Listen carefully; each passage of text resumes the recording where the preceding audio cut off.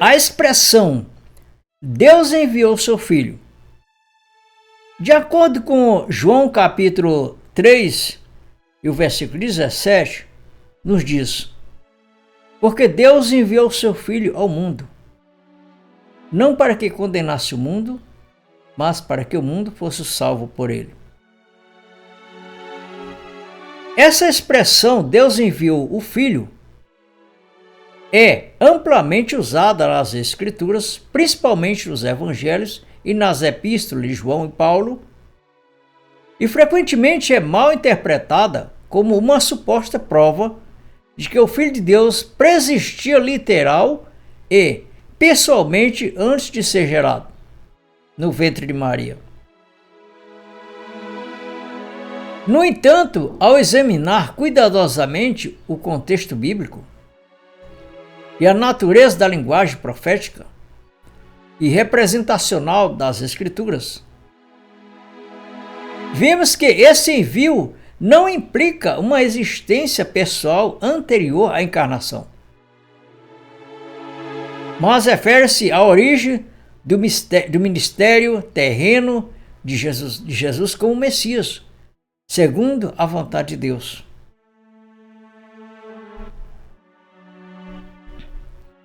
Meu prezado irmão, minha prezada irmã, eu me chamo R. Batista. É com muito prazer que estou lidando com essa mensagem da unicidade de Deus e da escatologia consumada, que é o Evangelho da Graça.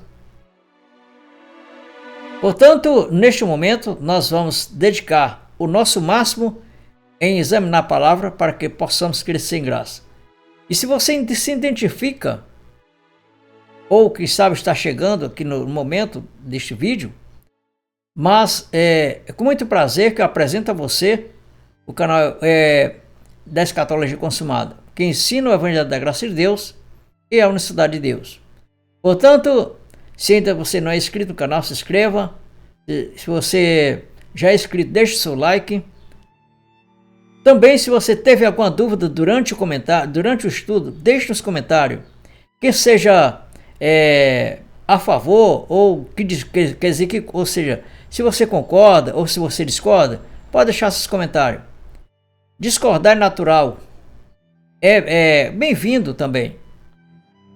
No entanto, há alguns comentários que eles passam dos limites, como por exemplo, com palavras de baixo escalão, que são aquelas pessoas que não têm argumento bíblico para poder refutar o que eu falo. Então eles querem refutar com palavras de baixo escalão, com palavras degradantes. Então esses comentários não são respondidos, sim excluídos.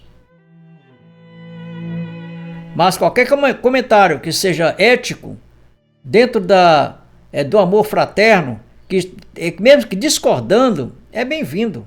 Nós estamos para examinar a palavra. Portanto, vamos prosseguir com o nosso trabalho de estudo bíblico, examinando a palavra.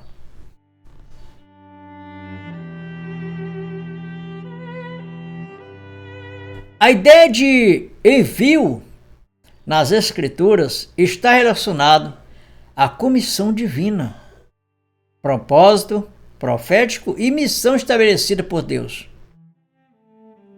Não necessariamente há uma saída literal de um lugar celestial preexistente.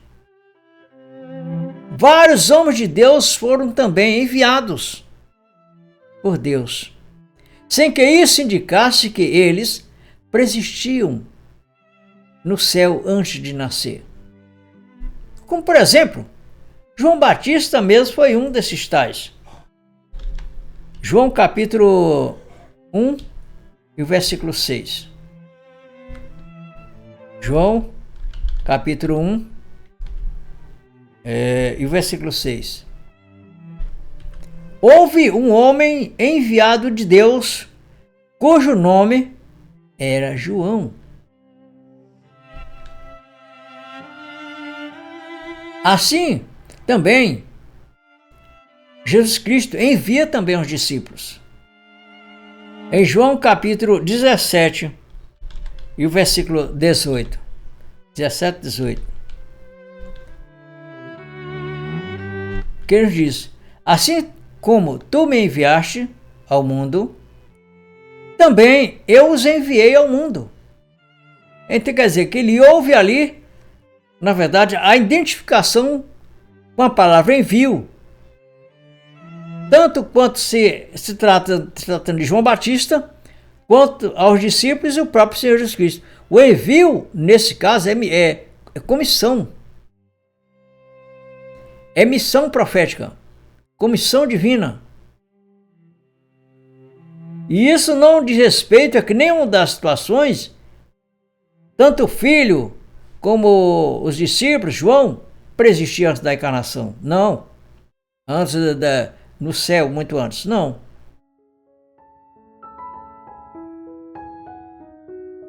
Amém? Então, esses exemplos mostram que o verbo enviar é usado de forma funcional e representacional, não indicando preexistência literal. O envio de Jesus, portanto, significa que Deus, em seu plano eterno, destinou e manifestou-se na carne como o Filho, enviando-o no tempo certo. É o que diz respeito a Gálatas, capítulo 4, versículo 4. Mas, vindo à plenitude dos tempos, Deus enviou seu Filho, nascido de mulher, nascido sob a lei.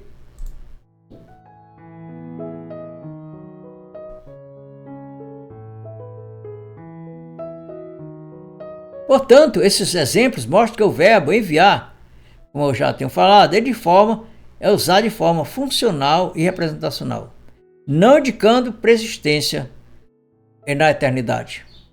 Portanto, o envio de Jesus, portanto, significa que Deus, em seu plano eterno, destinou e manifestou-se na carne como Filho, enviando no tempo presente, no tempo que deveria nascer, que foi em Gálatas, como nós lemos em Gálatas, capítulo 4, versículo 4.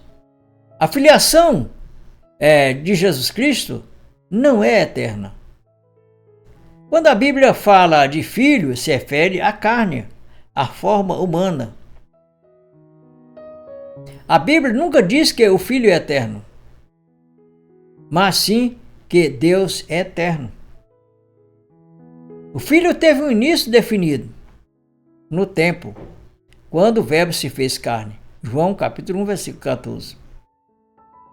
E é por isso que expressões como o Filho de Deus foi manifestado, 1 João 3,8, que diz o seguinte, 1 João capítulo 3, versículo 8. Quem pratica o pecado é do diabo, porque o diabo peca desde o princípio. Para isto, o Filho de Deus se manifestou para desfazer as obras do diabo. Portanto, o Logos, que é a palavra, não é uma segunda pessoa. É o próprio Deus, que tem se manifestado na carne, com o nome de Senhor Jesus Cristo. O que significa então Deus enviou seu Filho? A frase carrega um sentido representativo e profético. Filho já indica uma posição gerada, quer dizer, da carne. E por isso não pode ser eterno, meu prezado irmão e minha prezada irmã. O que Deus fez foi manifestar-se em carne, de acordo com João,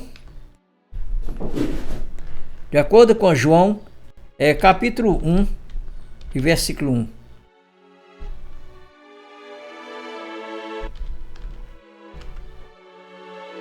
Que diz, no princípio era o Verbo, e o Verbo se fez carne e habitou entre nós. E assim também o apóstolo Paulo lhe reforça em 1 Timóteo, capítulo 3, versículo 16, que nos diz, e sem dúvida alguma, grande é o mistério da piedade. Deus se manifestou em carne, foi justificado no Espírito, visto dos anjos, pregado aos gentios, crido no mundo e recebido a semana glória. Isto é, Deus assumiu a forma humana. É o que diz o apóstolo Paulo em Filipenses, capítulo 2, versículo 8.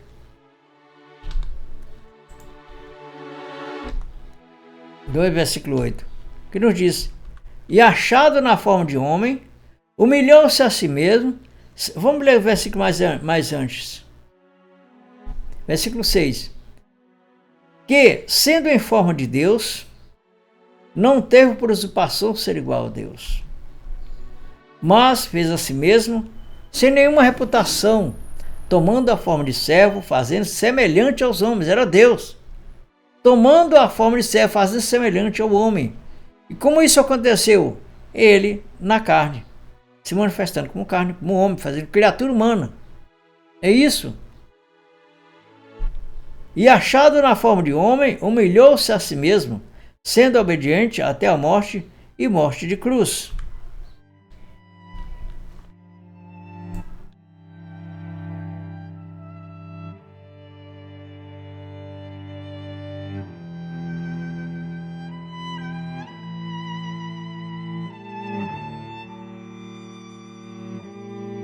A frase, portanto, que nós lemos é do sentido enviar, então representa um sentido profético, ou seja, um sentido de envio mesmo, representativo, não significando uma posição anterior na eternidade. Então, nessa forma visível de Deus, de ter se manifestado na carne, Deus enviou o Filho de Maria no seu início do seu nascimento, ou seja, o Filho em si, sendo a manifestação de Deus, Deus através daquele Filho na verdade, agora manifestando a sua própria identidade como Deus, mas manifestado em corpo humano. Ou seja, começou o seu ministério terreno na carne, cumprindo os decretos proféticos. Porque, como o apóstolo Paulo fala em 2 Coríntios capítulo 5, versículo 19, que Deus estava em Cristo reconciliando consigo o mundo. Em 2 Coríntios capítulo 5, versículo 19. Isto é, Deus estava em Cristo reconciliando consigo o mundo, não lhes imputando seus pecados, mas impôs em nós a palavra da reconciliação.